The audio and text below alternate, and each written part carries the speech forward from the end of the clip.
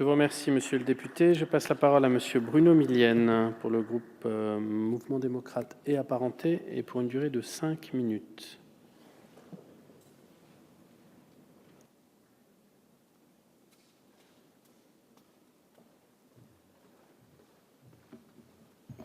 Merci, Monsieur le Président, Monsieur le Ministre, mes chers collègues. La proposition de résolution de notre collègue Charles de Courson et des membres du groupe UDI Agir Indépendant vise à promouvoir l'autonomie fiscale des collectivités territoriales à l'heure où une large concertation avec les collectivités territoriales a d'ores et déjà été engagée par le gouvernement sur la base du rapport Burr-Richard rendu en mai dernier à l'issue des travaux de la mission Finances locales.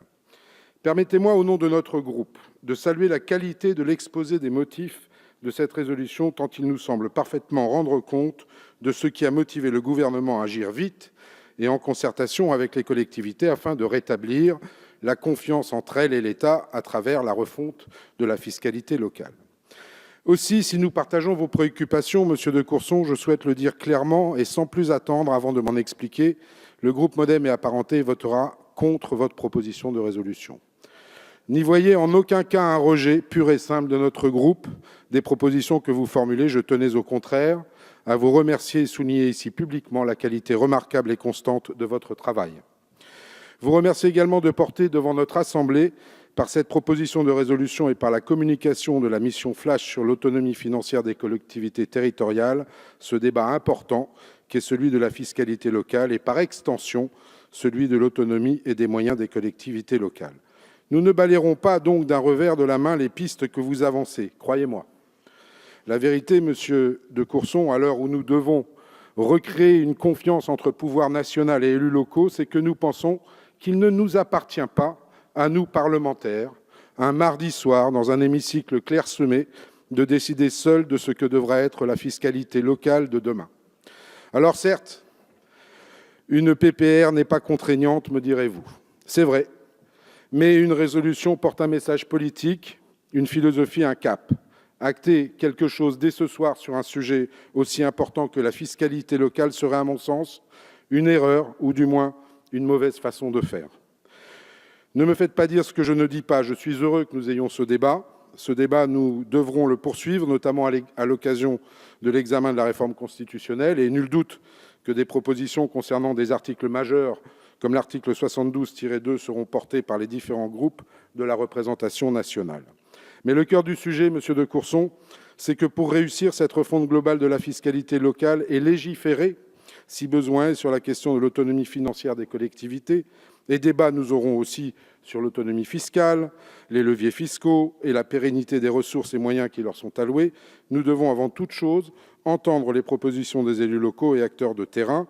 La confiance retrouvée entre l'État et les collectivités passera par deux prérequis, la transparence et la co-construction. La transparence parce qu'il convient et conviendra d'être clair avec les élus locaux. Oui, la suppression de la taxe d'habitation rebat les cartes. Oui, la question de la compensation des transferts se pose réellement, tant les trous dans la raquette sont légion. La refonte de la fiscalité locale dressera un cap sur plusieurs décennies. Il devra être transparent car nos élus ont besoin de stabilité. La démocratie locale a besoin de stabilité. Co-construction ensuite.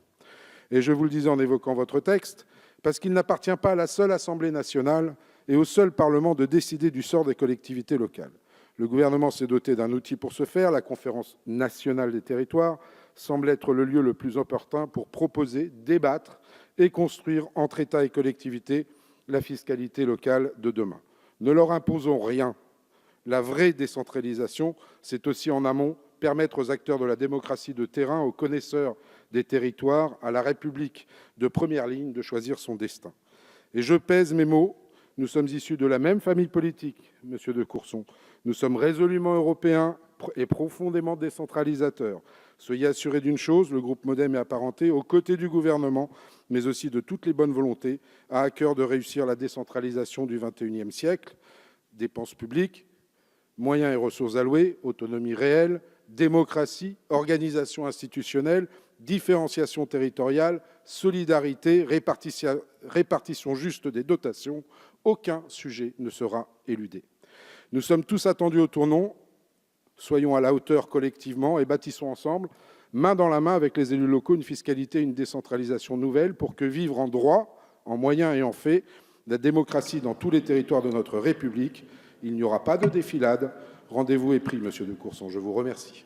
Je vous remercie.